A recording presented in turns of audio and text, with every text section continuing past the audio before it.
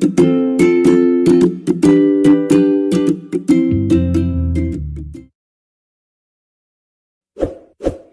Video को like करें, हमारे चैनल को सब्सक्राइब कर बेल आइकन जरूर प्रेस करें।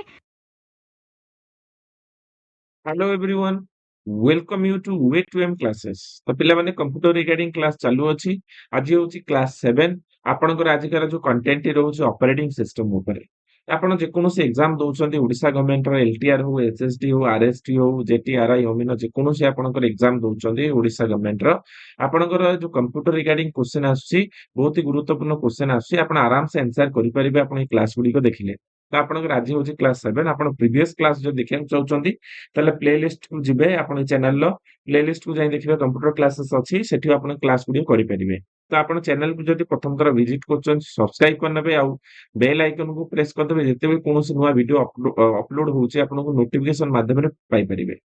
आसंतु जानिबा ए जो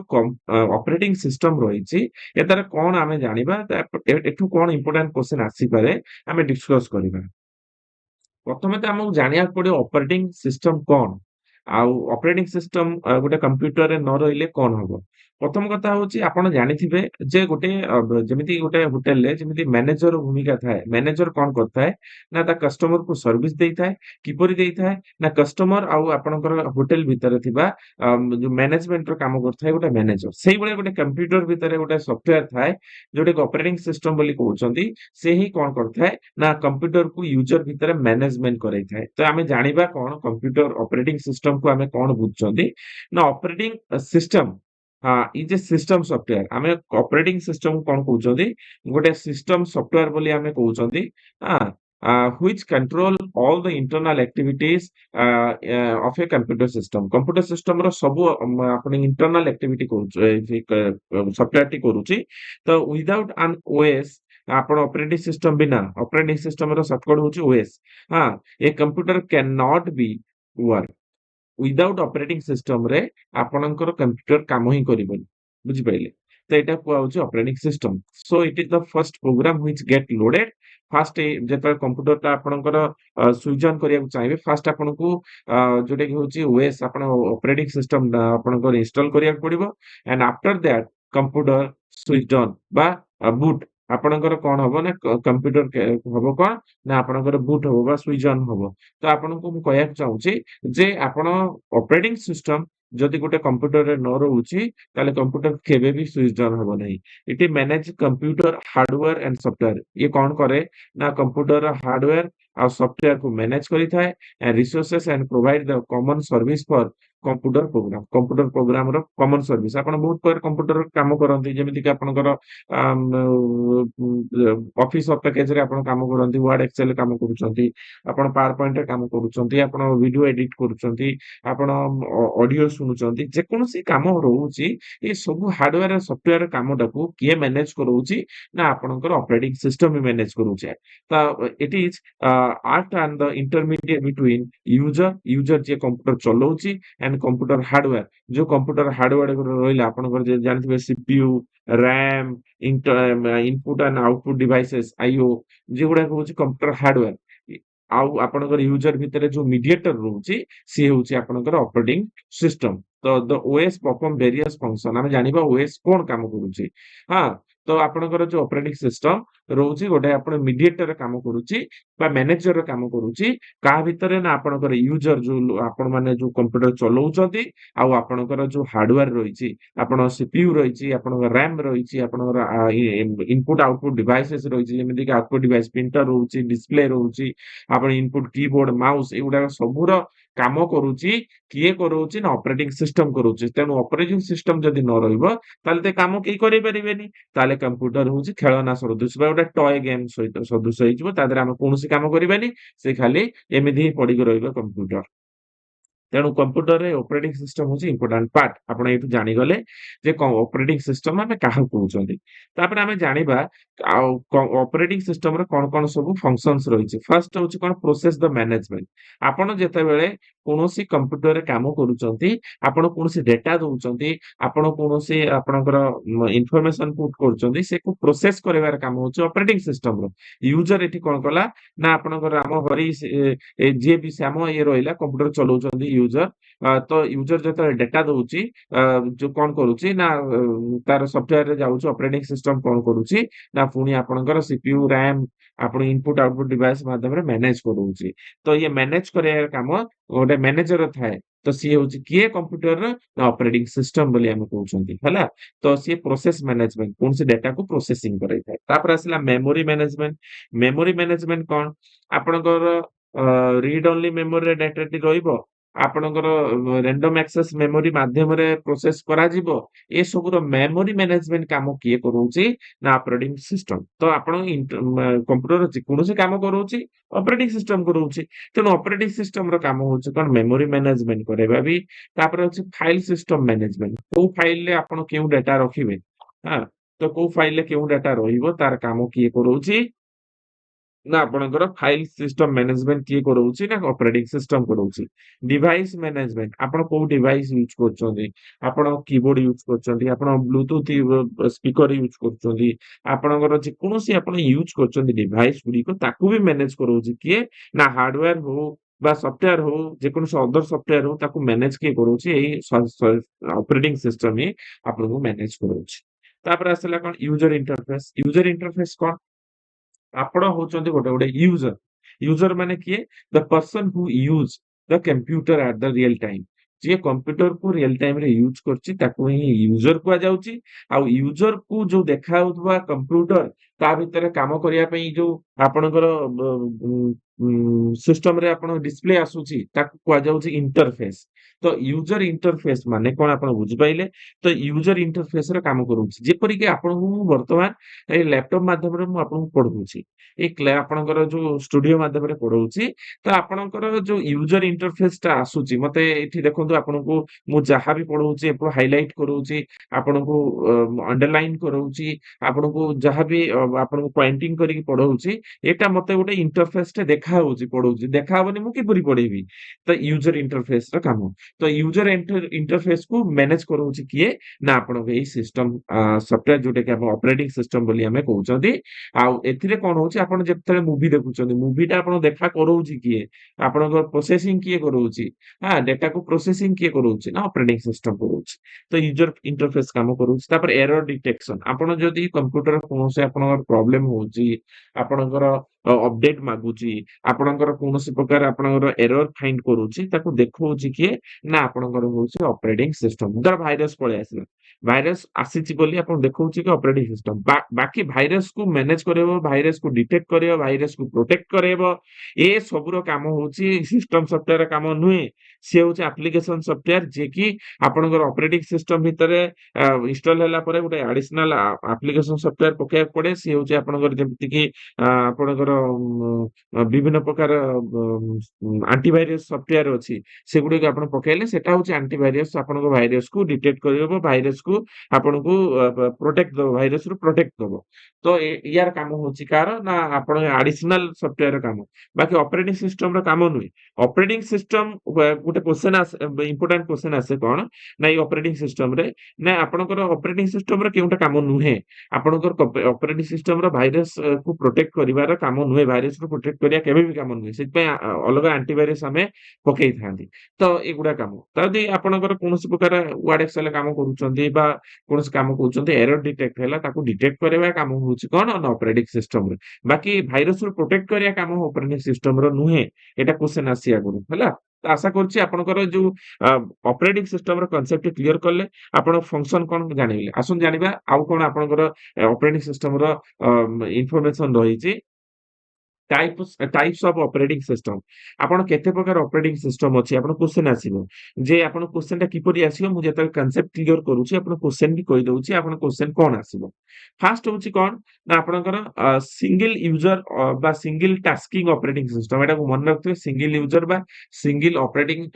tasking operating system single user के जेते बेले कंप्यूटर को जणे गोटिए पर्सन चलाउता है एटी पिक्चर देखि परिबे गोटे पर्सन चलाउछि तो ताको कोन कहै जाउछि ना आपणकर सिंगल यूजर बोली कहै जाउछि से जेते बेले कोनोसी टास्क काम करूछि सिंगल बाय सिंगल बा आपण एकाधारे टास्क करि परिबोनी an operating system that allow a single user to perform only one task गोटे task करि परिबो at the time is called the single user बा single tasking operating system ता माने गोटे समय रे गोटे काम करिवो आपण मल्टीपल काम करि परिबे नाही function like the printing a document downloading a image can be performed only one at the time ଆପଣ ଧର ଗୋଟେ ପିକ୍ଚର ଟେ କମ୍ପ୍ୟୁଟର ଡାଉନଲୋଡ କରୁଛନ୍ତି ସେଇଟା ହିଁ କରିପାରିବେ ସେଇ ସମୟରେ ଗୀତ ଶୁଣି ପାରିବେନି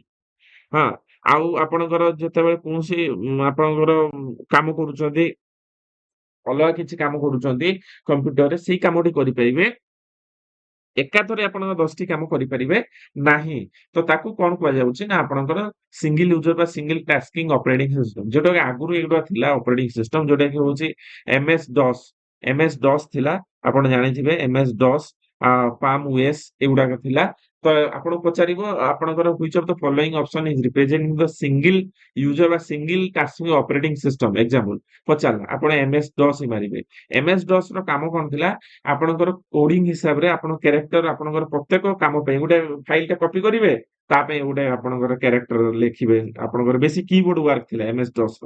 ତ ଆପଣ ଗୋଟେ କଣ ଦେବେ ଡାଟାଟେ ଦେବେ ଆପଣଙ୍କର ଗୋଟେ କପି କରିବାର ଅଛି ଡାଟା ଦେଲେ ପେଷ୍ଟ କରିବାର ଅଛି ଗୋଟେ ଆପଣ ଫାଇଲଟେ ତାକୁ ଡାଟା ଦେବେ ଫାଇଲକୁ ଓପନ କରିବାର ଅଛି ଡାଟା ଦେବେ ତ ଏଟା ଏଟ୍ ଏ ଟାଇମ ଗୋଟେ ହିଁ କାମ କରି ହଉଥିଲା ବହୁତ ଗୁଡା କାମ ଆଜିକାଲି ଲାପଟପରେ ଆପଣ ଜାଣିଥିବେ ସିଷ୍ଟମରେ ଜାଣିଥିବେ ବହୁତ ଗୁଡା କାମ ଗୀତ ଶୁଣୁଥିବେ ଏପଟୁ ଆପଣଙ୍କର ହ୍ୱାଟ୍ସଆପ ଚଲଉଥିବେ ଏପଟେ ଆପଣଙ୍କର ଭିଡିଓ ଦେଖୁଥିବେ ସେପଟରେ ଆପଣଙ୍କର ଅଫିସ ପ୍ୟାକେଜରେ କାମ କରୁଥିବେ ତ ବିଭିନ୍ନ ପ୍ରକାର କାମ ଏଟ୍ ଦ ଟାଇମରେ ହେଇପାରୁଛି ବାକି ଆପଣଙ୍କର ଯୋଉ ପୂର୍ବରୁ ଥିଲା MS DOS ଥିଲା ତ ସେଥିରେ ସିଙ୍ଗଲ ୟୁଜିଂ ହିଁ କାମ କରୁଥିଲା ତ ସିଙ୍ଗଲ ୟୁଜର ବିଷୟରେ ଆପଣ ଜାଣି ଯାଇଥିବେ ଏଠି କଣ କ୍ୱେଶ୍ଚନ ଆସୁଛି ମୁଁ ଆପଣଙ୍କୁ କହିଦେବି ହେଲା ତ ପଚାରିବ କୋଉଠି ସେ ଆପଣଙ୍କର ଗୋଟେ ଲୋକ ଗୋଟେ ଏଟ୍ ଏ ଟାଇମରେ ଗୋଟିଏ କାମ ହିଁ କରିପାରିବ ତାକୁ କଣ କୁହାଯାଉଛି ଅପରେଟିଂ କେଉଁ ଅପରେଟିଂ ସିଷ୍ଟମ କୁହାଯାଉଛି ନା ସିଙ୍ଗଲ ୟୁଜର ବା ସିଙ୍ଗଲ ଟାସ୍କିଂ ଅପରେଟିଂ ସିଷ୍ଟମ କୁହାଯାଉଛି ହେଲା ତ ଏଟା ରହୁଛି ଆପଣଙ୍କର ଫର୍ଷ୍ଟ ଟାଇପର ତାପରେ ଆସିଲା ମଲ୍ଟିଟାସ୍କିଂ ଅପରେଟିଂ ସିଷ୍ଟମ ମଲ୍ଟିଟାସ୍କିଂ ଦେଖନ୍ତୁ ଏଠି ପଢିଲେ ଆପଣ ସିଙ୍ଗଲ ଟାସ୍କିଂ ଏଠି ପଢିଲେ ମଲ୍ଟିଟାସ୍କିଂ ମଲ୍ଟି ମାନେ ଏକାଥରେ ସବୁ କାମ କରିହବ ତ ସେଗୁଡା କାହାକୁ କହୁଛନ୍ତି ଆମେ ଜାଣିବା ଆସନ୍ତୁ multitasking term used in the modern computer system ତ ଆଜିକାଲି ଯୋଉ କମ୍ପ୍ୟୁଟର ସିଷ୍ଟମ ଅଛି ସେଠି ମଡର୍ନ ବା ମଲ୍ଟିଟାସ୍କିଂ ଅପରେଟିଂ ସିଷ୍ଟମ ବ୍ୟବହାର ହଉଛି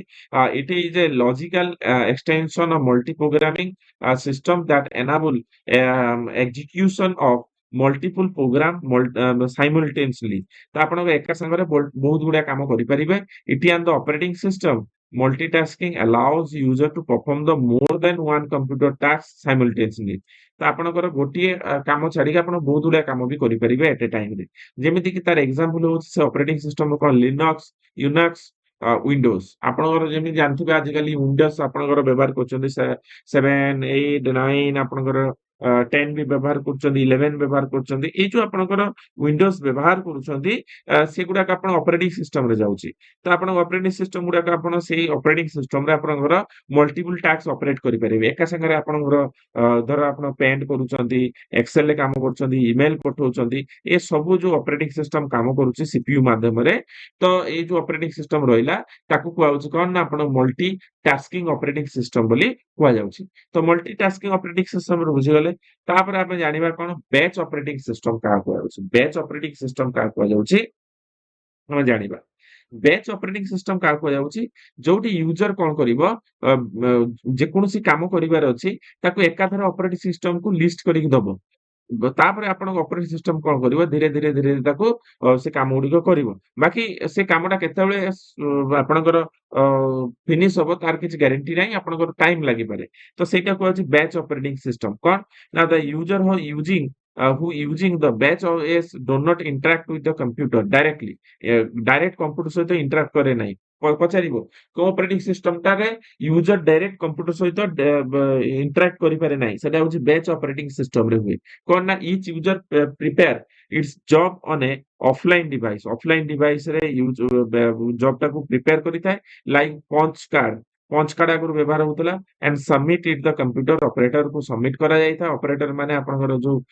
ऑपरेटर थाए ऑपरेटर आपनकर जो काम गुडी करिवो जेमिति कि आपनकर सीपीयू रहउची सेबला सेतबेले गोटे ऑपरेटर बोली कुआ जाउतला से रहउतला to speed of the processing job within the similar need are batch together and run as a group ତାମାନେ ଗୋଟେ ମେଞ୍ଚେ ଗୁଡିଆ କାମ ଧଇଲେ ଯାଇକି ସେ କାମଟି ହେଇପାରିବ। ଯେମିତିକି ଆପଣ ଯାଉଛନ୍ତି ଫଟୋ କାମ ପ୍ରିଣ୍ଟ କରିବା ପାଇଁ ଅପରେଟରକୁ ଦଉଛନ୍ତି। ଅପରେଟର କଣ କରୁଛି ଏକା ସାଙ୍ଗରେ ବହୁତ ଗୁଡିଏ କାମ ଧଇଲେ ଯାଇକି ଅପରେଟ କରିବ, ନହେଲେ ଏକାଥରେ କରିପାରିବ ନାହିଁ। ସେ ଫଟୋ ଗୁଡିକ କଣ କରୁଛି ରଖୁଛି ସଫ୍ଟ କପି, ତାପରେ ତାକୁ କଣ କରୁଛି ବହୁତ ଲୋକଙ୍କର ଫଟୋ କପି ର ଅର୍ଡର ଆସିଲେ ସେ ଏକାଥରେ ପ୍ରିଣ୍ଟ କାଢୁଛି। କାହିଁକି ନା ଯୋଉ ପେପରରେ ପ୍ରିଣ୍ଟ କାଢିବ ସେଟା ବଡ ପେପରଟା ଏକାଥରେ କାମ ହେଇପାରିବନି। ତ ସେଇଭଳିଆ ବ୍ୟାଚ୍ ପ୍ରୋସେସିଂ ରେ କଣ ହବ, ବ୍ୟାଚ୍ କରାଯିବ। ୟୁଜର 1 ର କାମ, ୟୁଜର 2 ର କାମ, ୟୁଜର 3 ର କାମକୁ ବ୍ୟାଚ୍ କଣ କରାଯିବ, ଏଇଠି ପିକ୍ଚର ଦେଖିପାରିବେ। କାମକୁ ରଖାଯିବ, ଏ ସବୁ n ନମ୍ବର ୟୁଜରଙ୍କର କାମ ରଖାଗଲା, ତାପରେ ଅପରେଟରକୁ ଦିଆଗଲା। ଅପରେଟର କଣ କରିବ, ବ୍ୟାଚ୍ ଅନୁସାରେ କାମ କରିବ। ବ୍ୟାଚ୍ 2 ର କାମ କଲା, ବ୍ୟାଚ୍ 1 ର କାମ କଲା, ତାପରେ ଇନପୁଟ ଆଉଟପୁଟ ପ୍ରୋସେସିଂ ରେ କାମ କଲା। ଓଏସ୍ କତିକି ଗଲା, ଓଏସ୍ କଣ କଲା, ଅପରେଟିଂ ସିଷ୍ଟମ କଣ କଲା ନା ଆପଣଙ୍କର ଆଉଟପୁଟ ପ୍ରୋସେସ କରିକି ଦେଲା। ତ এটা ବୁଝିପାରିଲେ, the programmer exists their program operator and operate then the sort and program within the similar requirement into the batches। ତ ଯୋଉ batches ର similar କାମ ଥିବ ସେଟାକୁ ଏକା ସାଙ୍ଗରେ କରିବ। batch 1 ର କାମ similar ଥିଲା, ତେଣୁ ସେ similar କାମ କରେଇଲା। batch 2 ର ତାଙ୍କର similar କାମ ଥିଲା, similar କାମ କରେଇଲା। ତ ଏଗୁଡାକ ସବୁ ଆଗରୁ ଥିଲା। ଆପଣ ଜାଣିଥିବେ ଯୋଉ ଜେନେରେସନ ଅଫ କମ୍ପ୍ୟୁଟର କ୍ଲାସ ଟି ଆପଣ କରନ୍ତୁ, ତାପରେ ଆପଣ ଏଇ କ୍ଲାସ କରିବେ। ଆପଣଙ୍କର ଯୋଉ ପ୍ଲେଲିଷ୍ଟ କୁ ଯିବେ, କମ୍ପ୍ୟୁଟର କ୍ଲାसेସ୍ ଅଛି, ସେଠି ଯାଇକି ଆପଣଙ୍କର ଯୋଉ ଜେନେରେସନ ଅଫ କମ୍ପ୍ୟୁଟରରେ ଅଛି। ତ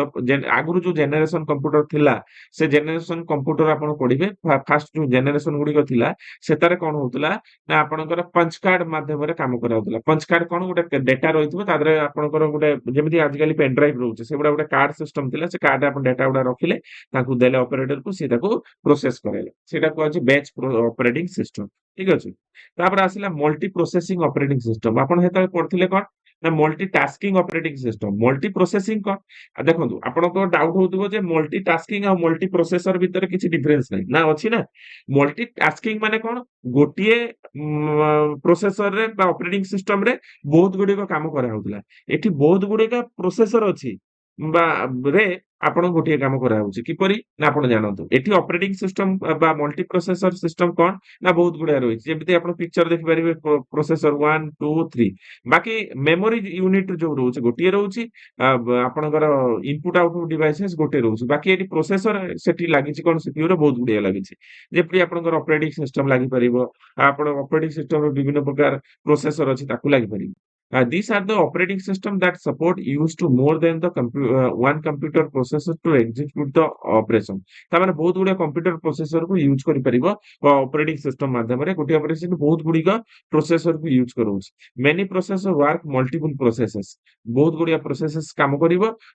Processor work in the parallel of connection of the memory, boost, output device operation। This system increase the execution speed, ବହୁତ ସ୍ପିଡ ରେ କାମ କରିଥାଏ। and many processor at the same time। ବହୁତ ଗୁଡିଏ ପ୍ରୋସେସର ଲାଗେ। ଯେପରିକି ଆପଣଙ୍କର କମ୍ପ୍ୟୁଟରରେ କଣ କରୁଛନ୍ତି, RAM ଲଗାଉଛନ୍ତି, ପୁଣି SSD ଲଗେଇ ଦଉଛନ୍ତି ହେଲା। ତ ଏ ଦ୍ୱାରା କଣ ହଉଛି, ପ୍ରୋସେସିଂ କାମ କରୁଛି ଆଉ ମଲ୍ଟି ପ୍ରୋସେସ ହେଇଯାଉଛି। ମଲ୍ଟି ପ୍ରୋସେସ ଦ୍ୱାରା ସ୍ପିଡ ଅଧିକ ହୋଇଥାଏ, ଆଉ ସେ ଶୀଘ୍ର ଫଙ୍କସନ କରିଥାଏ ହେଲା। ତ ଏଇଟା କୁହାଯାଉଛି କଣ ନା multi processor operating system. Multi tasking ହେଲେ ଗୋଟିଏ ପ୍ରୋସେସରରେ ବହୁତ ଗୁଡା କାମ କଲେ, ଆଉ ଏଠି ହଉଛି ମଲ୍ଟି ପ୍ରୋସେସର ମାନେ ମଲ୍ଟି ପ୍ରୋସେସର ଦ୍ୱାରା ବହୁତ ଗୁଡାକ କାମ କଲେ ହେଲା। ତ ଏଠି ଗୋଟିଏ ଜଣେ ବହୁତ ଗୁଡା କାମ କରୁଥିଲେ, ଏଠି ବହୁତ ଜଣ ବହୁତ ଗୁଡା କାମ କରୁଛନ୍ତି। ଏହା ହଉଛି କଥା। ତ ଏଇଟା ହଉଛି ମଲ୍ଟି ପ୍ରୋସେସର ଅପରେଟିଂ ସିଷ୍ଟମ। ତାପରେ ଆସିଲା ଡିଷ୍ଟ୍ରିବ୍ୟୁଟେଡ ଅପରେଟିଂ ସିଷ୍ଟମ। କଣ ଆପଣଙ୍କୁ ବୁଝିବାକୁ ପଡିବ, ଡିଷ୍ଟ୍ରିବ୍ୟୁଟର ଅପରେଟିଂ ସିଷ୍ଟମ କଣ। ତାପରେ ଆପଣଙ୍କର ହଉଛି ରିଅଲ ଟାଇମ ଅପରେଟିଂ ସିଷ୍ଟମ। ଆପଣ କ୍ୱେଶ୍ଚନ ଆସେ ଗୋଟେ ଅପରେଟିଂ ସିଷ୍ଟମରେ ଯେ ଆପଣଙ୍କର କିଏ ସ୍ପିଡ ହିଁ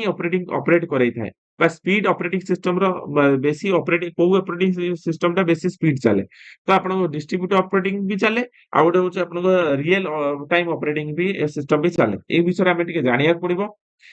ତ ଏଠି କହିଲା କଣ ନା a distributed operating system OS use the multiple central process unit। ବହୁତ ପ୍ରକାର multiple central process unit କରିଥାଏ। all the CPU are connected through the network। ଗୋଟେ ନେଟୱାର୍କ ଦ୍ୱାରା ବହୁତ CPU ଗୁଡା କନେକ୍ସନ ହେଇଥାଏ। and distributed operating system all the jobs that are processed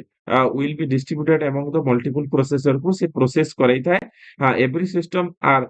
node in the distributed operating system has to own memory as well the own processor ଥାଏ distributed memory। କଣ ଥାଏ ଆମେ ଜାଣିବା। ତ ଆପଣ ଜାଣିଥିବେ, ଗୋଟେ ଧର ଆପଣଙ୍କର ଫ୍ଲିପକାର୍ଟରେ ଗୋଟେ ଆପଣଙ୍କର ଫ୍ଲିପକାର୍ଟରେ ଆପଣ ଗୋଟେ କୌଣସି ଅର୍ଡର କଲେ ତ ଆପଣ କୌଣସି ବିଗ୍ ବିଲିୟନ ଡେ ଚାଲିଥିଲା ଆପଣ ଅର୍ଡର କରିଥିଲେ ସେଟା କଣ ହେଲା ନା ଆପଣଙ୍କର ଲିଷ୍ଟଟା ପଳେଇଲା କାହାକୁ କମ୍ପାନୀ ପାଖକୁ। କମ୍ପାନୀ ପାଖରେ କଣ ଅଛି ଡିଷ୍ଟ୍ରିବ୍ୟୁଟେଡ ଅପରେଟିଂ ସିଷ୍ଟମ ଅଛି। ସେ ଦେଖିଲା ସିଏ ଅପଡେଟ ଯୋଉ ଦେଲା ଆପଣଙ୍କୁ ବି ଦେଲା କୋରିଅର ପାର୍ଟନରକୁ ବି ଆପଣଙ୍କୁ ଅପଡେଟ ଦେଲା। ତ ଏଇ ଯୋଉ ଅପଡେଟ ଗୁଡାକ ପାଇଲେ ସେଗୁଡା କଣ କୁହାଯାଉଛି ନା ଆପଣ ଡିଷ୍ଟ୍ରିବ୍ୟୁଟର ଅପରେଟିଂ ସିଷ୍ଟମ ଦ୍ୱାରା ଅପଡେଟ ପାଇଲେ। ରିଅଲ ଟାଇମ ଟା ଅଲଗା ଆପଣଙ୍କର ଡିଷ୍ଟ୍ରିବ୍ୟୁଟେଡ ଅପରେଟିଂ ସିଷ୍ଟମ ଟା ଅଲଗା। ତ ତାଙ୍କ ଭିତରେ ଯଦି କ୍ୱେଶ୍ଚନ ଆସିଲା ଆପଣଙ୍କ ଅପସନରେ ଡିଷ୍ଟ୍ରିବ୍ୟୁଟର ଅପରେଟିଂ ସିଷ୍ଟମ ବି ଅଛି ରିଅଲ ଟାଇମ ବି ଅଛି। ଆପଣ ଫାଷ୍ଟ ଡିଷ୍ଟ୍ରିବ୍ୟୁଟର ଅପରେଟିଂ ସିଷ୍ଟମ ମାରିବେ ସେଟା ଟିକେ ବେଶୀ ଫାଷ୍ଟ ଚାଲେ ହେଲା। ଯଦି ଆପଣଙ୍କୁ ପଚାରିଲା ରିଅଲ ଟାଇମ ରେ କିଏ ଅଧିକ ସ୍ପିଡ ଚାଲୁଛି ନା ରିଅଲ ଟାଇମ ଅପରେଟିଂ ସିଷ୍ଟମ ହିଁ ଚାଲୁଛି ହେଲା। ତ ଆପଣଙ୍କର ଯଦି ଅପସନରେ ଡିଷ୍ଟ୍ରିବ୍ୟୁଟେଡ ନଥିବ ରିଅଲ ଟାଇମ ଥିବ ତ ରିଅଲ ଟାଇମ ହିଁ ମାରିବେ ହେଲା। ତ ଏଇ ପ୍ରକାର ଆପଣ କ୍ୱେଶ୍ଚନ ଆସିଥାଏ। ତ ଡିଷ୍ଟ୍ରିବ୍ୟୁଟିଭ ଅପରେଟିଂ ସିଷ୍ଟମ ଯୋଉ ରହିଲା ସେଥିରେ କଣ କହୁଛି ନା ଆପଣ ଦେଖିପାରିବେ ୱାର୍କ ଷ୍ଟେସନ ର ଅପଡେଟ ପାଇଲେ କମ୍ପ୍ୟୁଟର ଯୋଉମାନେ ଅପରେଟିଂ କରୁଛନ୍ତି ତାଙ୍କର ପାଇଲେ ଆପଣ ଫାଇଲ ସେଭରରେ ଆପଣ ପାଇଲେ ୱାର୍କ ଷ୍ଟେସନ ଯୋଉ ବିଭିନ୍ନ ୱାର୍କ ଷ୍ଟେସନ ରହିଲା ସେଠି ଆପଣ ଅପଡେଟ ହେଇଗଲା। ଯେପରିକି ଆପଣ ଫ୍ଲିପକାର୍ଟ ମଗେଇଲେ ଆପଣଙ୍କର ଅପଡେଟ ହେଲା ଅର୍ଡର ଇନିସିଏଟ ହେଲା। ତ ଆପଣଙ୍କର ଇନିସିଏଟ କଲା କିଏ ଯିଏ ଅର୍ଡରଟାକୁ ଆକ୍ସେପ୍ଟ କଲା ଯୋଉ କମ୍ପାନୀ ହେଲା। ତାପରେ ସେ କଣ କଲା ତାକୁ ଇନିସିଏଟ କଲା ଆପଣ ଅପଡେଟ ଆସିଲା କୋରିଅର ପାର୍ଟନରକୁ ଅପଡେଟ ଆସିଲା ଆପଣଙ୍କର ଡେଲିଭରି ହେଲା ପର୍ଯ୍ୟନ୍ତ ପ୍ରଡକ୍ଟଟି ଆପଣଙ୍କର ଅପଡେଟ ଆସୁଥାଏ। ତ ଏଗୁଡାକ ସବୁ ଡିଷ୍ଟ୍ରିବ୍ୟୁଟେଡ ଅପରେଟିଂ ସିଷ୍ଟମର କାମ। ତାପରେ ଆସିଲା ରିଏଲ ଟାଇମ ଅପରେଟିଂ ସିଷ୍ଟମ ର କାମ କଣ ଆପଣ ଜାଣିବା ଦରକାର। ରିଏଲ ଟାଇମ ହଉଛି ଆପଣଙ୍କର ଯେମିତି ଦେଖିବେ ଆପଣ ଟ୍ରେନ ର ଟିକେଟ କରୁଛନ୍ତି ଫ୍ଲାଇଟ ର ଟିକେଟ କରୁଛନ୍ତି ଆପଣ କିଛି ଇମ୍ପୋର୍ଟାଣ୍ଟ ଲକ୍ଜରିୟସ୍ ବସ ର ଟିକେଟ କରୁଛନ୍ତି ଆପଣଙ୍କର ଆର୍ମି ବା ମିଲିଟାରୀ ଆପ୍ଲିକେସନ ଗୁଡିକ ଅଛି ସେଗୁଡା କଣ କରେ ନା ଆପଣଙ୍କର ସେଠି ଯୋଉ ସଫ୍ଟୱେୟାର ଗୁଡାକ ଲାଗେ ବା ଆପଣଙ୍କର ଯୋଉ ଅପରେଟିଂ ସିଷ୍ଟମ ଲାଗେ ସେ ରିଏଲ ଟାଇମ ଆପଣଙ୍କର ପର୍ପଜରେ ୟୁଜ ହୁଏ। ଆପଣଙ୍କର ରିଏଲ ଟାଇମ ର ଆପଣ ଯେତେବେଳେ ୟୁଜ କରୁଛନ୍ତି ବା ରିଏଲ ଟାଇମ ର ଆପଣଙ୍କ ୱାର୍କ ଗୁଡା କରିଥାଏ। ତ ଆମେ ଜାଣିବା ରିଏଲ ଟାଇମ ଅପରେଟିଂ ସିଷ୍ଟମ କାହା କୁହାଯାଏ ନା the real time operating system are used in real system where the time constant are fixed time ଟା fixed କରାଯାଇଛି strictly follow କରାଯାଏ। This means that the time processing and responding is very small। ତ time ଟା ରେସ୍ପଣ୍ଡିଂ very small ଥାଏ କାହିଁକିନା real ଟାଇମରେ ହଉଥାଏ ଯୋଉ ସମୟରେ ହିଁ ୱାର୍କ ହଉଥାଏ ସେଇ ସମୟରେ ହିଁ ପ୍ରୋସେସ କରୁଥାଏ and moreover the system should perform given the task fixed time जो फिक्स टाइम कराइछि सेई टाइम रे ही हबो। Otherwise it result system is failure. जो टाइम टा फिक्स कराइछि सेई टाइम रे जेमिति कि आपनकर टाइम बम लगे देले टाइम बम लगे देले टाइमर जो दिया सेई टाइम रे ही सेटा काम करिवो। बाकी सेठी जो सॉफ्टवेयर टा पडिछि सेटा कुआ जाय रियल टाइम ऑपरेटिंग सिस्टम। जेमिति कि आपन फ्लाइट टिकट रिजर्वेशन करछन्ती आपण जेतरे धर आपण देखिबे 70 टा टिकट अछि आपनकर 70 टिकट अछि आपण टिकट काट देले संसा तापर रियल टाइम रे अपडेट हेजिबो कोन ना आपनकर 69 टिकट आउ लेफ्ट माने रहिला। ତ ଆପଣଙ୍କର ଏଇଟା ହଉଛି କଣ ରିଏଲ ଟାଇମ ଆପଣଙ୍କର ଅପରେଟିଂ ସିଷ୍ଟମ ର କାମ ଯୋଉଟା କି ହଉଛି ଲିନକ୍ସ କରିଥାଏ। କିଏ କରିଥାଏ ନା ଲିନକ୍ସ ସେଟା ମନେ ରଖିଥିବେ ଲିନକ୍ସ ଏଇଆ କାମ କରିଥାଏ। ତ ଏଇଟା ଗଲା ରିଏଲ ଟାଇମ ଅପରେଟିଂ ସିଷ୍ଟମ। ତାପରେ ଆସିଲା time sharing operating system. Time sharing operating system କାହା କୁହାଯାଏ ଆମେ ଜାଣିବା। The time sharing operating system allow the user to perform the more than one task at the time। ଗୋଟିଏ ଟାସ୍କ ହିଁ କରିପାରିବେ ଯୋଉ ମେଞ୍ଚେ ଗୁଡିଏ ଟାସ୍କ ଅଛି ଗୋଟିଏ ସମୟରେ କରିପାରିବେ each task getting the same amount of time। ଗୋଟିଏ ଟାସ୍କ କୁ ଗୋଟିଏ ଗୋଟେ each task କୁ ସେମ୍ ଟାଇମିଂ ମିଳିଥାଏ ଧର 3 ମିନିଟ୍ ଦେଲେ 3 ମିନିଟ୍ ହିଁ ମିଳିବ। hence the name of the time sharing ways। moreover it extension of the multi programming system ପାଇଁ କାମରେ ଆସୁଛି ବିଭିନ୍ନ ପ୍ରକାର କାମ କରିପାରିବେ କିନ୍ତୁ ଆପଣଙ୍କ ଟାଇମ ଦିଆଯାଇଥିବ ଟାଇମ ରେ ହିଁ ହବ। ତ multi programming system the aim is making maximum use of the CPU। maximum use କରିବେ ୟୁଜର ଦେଖନ୍ତୁ ଏଠି ୟୁଜର 1 2 3 ଆପଣଙ୍କର ୟୁଜର 4 5 6 ଇଏ କଣ କଲେ କାମ କଲେ ବାକି ସମସ୍ତଙ୍କୁ 3 ମିନିଟ୍ ଲେଖା ଦିଆଯାଇଛି। ଧର ତାର 6ଟା କାମ କାର 6ଟା କାମ ଅଛି କାର 7ଟା କାମ ଅଛି କାର 5ଟା କାମ ଅଛି ୟାର ଧର ଆପଣ ମାନି ନିଅନ୍ତୁ 8ଟା କାମ ଅଛି ୟାର 9ଟା କାମ ଅଛି 4ଟା କାମ ଅଛି ଧରନ୍ତୁ ତାପରେ ୟାର ଅଛି କଣ 10ଟା କାମ ଅଛି। ତ ଆପଣ ଯାହାର ଯେତେଟା କାମ ଅଛି ଥାଉ କିନ୍ତୁ ଇଏ 3ଟା କାମ ହିଁ ଏଟ ଏ ଟାଇମ କରେଇବ। ବାକି ସମସ୍ତଙ୍କର କାମ ଗୁଡାକ ବା ଆପଣଙ୍କର ୱାର୍କ ଗୁଡାକ ପ୍ରୋସେସ ହଉଥିବ ବାକି ଆପଣଙ୍କର ଯାହା ଲେଫ୍ଟ ରହିଲା ପୁଣି ଆପଣଙ୍କର ନେକ୍ସଟ ଟାଇମ ରେ ହବ। ତ ଏଟା କୁହାଯାଉଛି କଣ ଟାଇମ ସେୟାରିଂ ଅପରେଟିଂ ସିଷ୍ଟମ ର ଏଟା କାମ ରହିଛି ହେଲା। ତାପରେ ଆସିଲା ଏମ୍ବେଡେଡ ଅପରେଟିଂ ସିଷ୍ଟମ କଣ ଏଟା ବହୁତ ଇମ୍ପୋର୍ଟାଣ୍ଟ। ଏମ୍ବେଡେଡ ଅପରେଟିଂ ସିଷ୍ଟମ କଣ ନା all the embedded system are task specific ଗୋଟେ ସ୍ପେସିଫିକ କାମ କରିଥାଏ। They mostly do a particular task on loop repeatedly से कामटा करिया पई करा है आ रिपीटेडली से काम करतो सरी गला पुनी आउथरे मूल स्टार्ट हो and they are the entire life the life सारा सेटा प्रोसेस करा है दियो and this system are design to execute the task within the particular time interval नहीं होबो and this have the fast enough to be there the time limit रे से बहुत ही शीघ्र चलता है जेपरि कि आपनकर सीसीटीवी कैमरा लगै छथि ଧର ଏଠି ସିସିଟିଭି କ୍ୟାମେରା ଲଗେଇଛନ୍ତି ସିକ୍ୟୁରିଟି ସିଷ୍ଟମ ଲଗେଇଛନ୍ତି ତାର କାମ ହଉଛି ରେକର୍ଡିଂ କରିବା ଯୋଉ ସମୟରେ କୌଣସି ମୁଭମେଣ୍ଟ ହଉଛି ବା ଯାହା କ୍ୟାପଚର କରୁଛି ସେଟାକୁ ଦେଖଉଛି ଆପଣ ଟ୍ରାଫିକ ସିଗ୍ନାଲ ଦେଖିଥିବେ ଆପଣଙ୍କର ଯାହା ଥିବ ଟାଇମ ସେଟ କରାହେଇଥିବ ଏମ୍ବେଡେଡ ଅପରେଟିଂ ସିଷ୍ଟମରେ କାମ କରୁଥିବ ଯୋଉଟା ପାଇଁ ହିଁ କରାହେଇଛି ତାର କାମ ହଉଛି ଟ୍ରାଫିକ ସିଗ୍ନାଲ ଦବା ନା କି କ୍ୟାମେରା ଦ୍ୱାରା ରେକର୍ଡିଂ କରିଦବା କି ଟେଲିଭିଜନରେ ଦେଖେଇବା ଫଟୋ ତାର ତ କାମ ନୁହେଁ ଯୋଉଥିପାଇଁ ଯାହା ପ୍ରୋସେସିଂ କରାହେଇଛି ତାକୁ ହଉଛି ଏମ୍ବେଡେଡ ଅପରେଟିଂ ସିଷ୍ଟମ ସେ ଆଉ କିଛି କରିପାରିବ ନାହିଁ ତାପରେ ଆସିଲା ଯୋଉ ଫ୍ୟାକ୍ସ ମେସିନ ଦେଖିଥିବେ ଆଗରୁ ଥିଲା ଫ୍ୟାକ୍ସ ମେସିନ ଥିଲା ତାପରେ ଟେଲିଭିଜନ ହଉ ପ୍ରିଣ୍ଟର ହଉ ଆପଣଙ୍କର ଅଡିଓ ସିଷ୍ଟମ ହଉ ଆପଣ ଅଲ୍ଟ୍ରାସୋନୋଗ୍ରାଫି ମେସିନ ଯୋଉ ଆପଣ ଜାଣିଥିବେ ବା ଆପଣଙ୍କର ସିଟି ସ୍କାନ ମେସିନ ହଉ ଏମଆରଆଇ ମେସିନ ହଉ ଓଭେନ ହଉ ଏଗୁଡା କାମ ଯାହା ସେଟ୍ କରାଯାଇଛି ସେ ଜୀବନ ସାରା କରୁଥିବା ରିପିଟେଡଲି କରୁଥିବା ଏଟା କୁହାଯାଏ ଏମ୍ବେଡେଡ ଅପରେଟିଂ ସିଷ୍ଟମ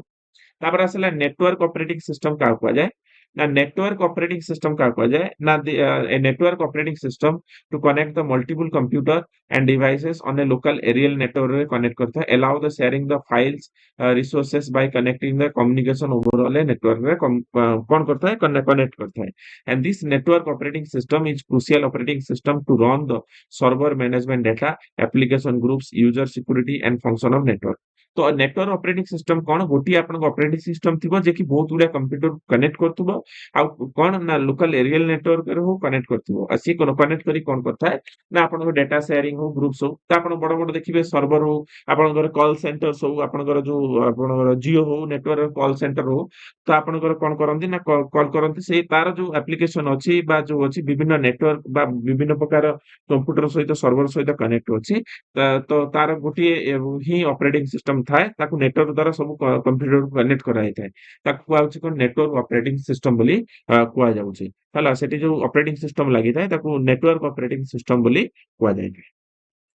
तापर आसला कौन यूजर इंटरफेस केते प्रकार कौन आमे तार जानिबे एथर क्वेश्चन आसे फुल फॉर्म भी आसे पचारिबो सीयूआई रो फुल फॉर्म कौन बा सीएलआई रो फुल फॉर्म कौन कैरेक्टर यूजर इंटरफेस बा सीएलआई रो होचे कमांड लाइन इंटरफेस एमिति भी हमें कहि परिबा आ जीयूआई रो फुल फॉर्म कौन ग्राफिकल यूजर इंटरफेस एक बुक आ जाउछ तो इंटरफेस कौन यूजर इंटरफेस का को जामे जानिबा तो तो यूजर माने कि जो कंप्यूटर जे चलो इंटरफेस माने जो कंप्यूटर सामने जो फोटो चित्र आसुची बा जो कमांड से फॉलो करिवो ताकू कुआ होछि कोन इंटरफेस कुआ होछि कोन ना the system which provide the facility to user to interact with the computer सहित तमे जो इंटरैक्ट करूछ it's called the user interface धर आपण कंप्यूटर आगे बसिले आपण माउस धरि बसिले कर्सर को जोठी बुलेले आपण फाइल खुलियार अछि माय कंप्यूटर को जिबार अछि बा आपण वीडियो देखियार अछि फाइल को जिबार अछि त आपण क्लिक करि गले से जो इंटरफेस ता आपण आगे आसला जो शो करेला आपण को विजुअली जो जिनसटा सेटा कुआ होछि इंटरफेस हां it allow the user to easily access communicate with the application and hardware and two kinds eta hochi dita kinds ro ame kon janiba gote hochi character user interface graphical user interface आ उडाला कोन character user interface हमें जानिबा तो character user interface का कुआ जाय आ graphical user interface का कुआ जाय आपण जानथिबे आगुरु थिला कोन एमएस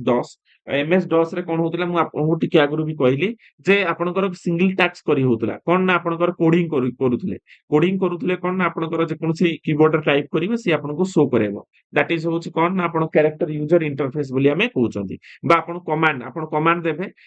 लाइन करी कमांड देबे से स्पेसिफिक टास्क गुडा का काम करिवो ताकू कुआ होची ये कोन ना कमांड लाइनर इंटरफेस बा सीएलआई कुआ जाउची कोन ना आपनकर जहा कोडिंग होबो सेठी मैक्सिमम कीबोर्ड यूज होतला त आपन पचार दबो केउ इंटरफेस रे बेसी कीबोर्ड यूज हुए सेटा होची कोन ना कैरेक्टर यूजर इंटरफेस बा कमांड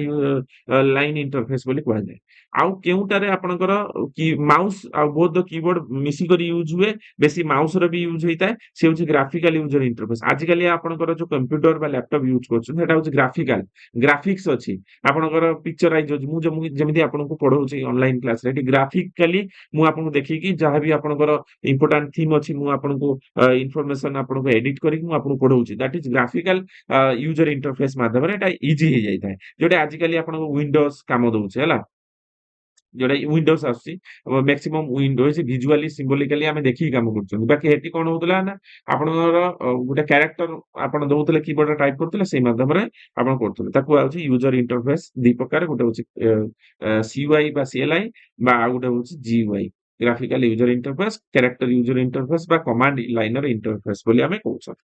तापर आसीबा सम इंपोर्टेंट ऑपरेटिंग सिस्टम गुडी कोन रहिछ हम जानिबा एटी देखि परिबो गुडी होची यूनिक्स जोटा कि Unix was developed in 1969 by Ken Thompson AT question आस्ता एंड डेनिस रिच तो आपण क्वेश्चन आसी जाय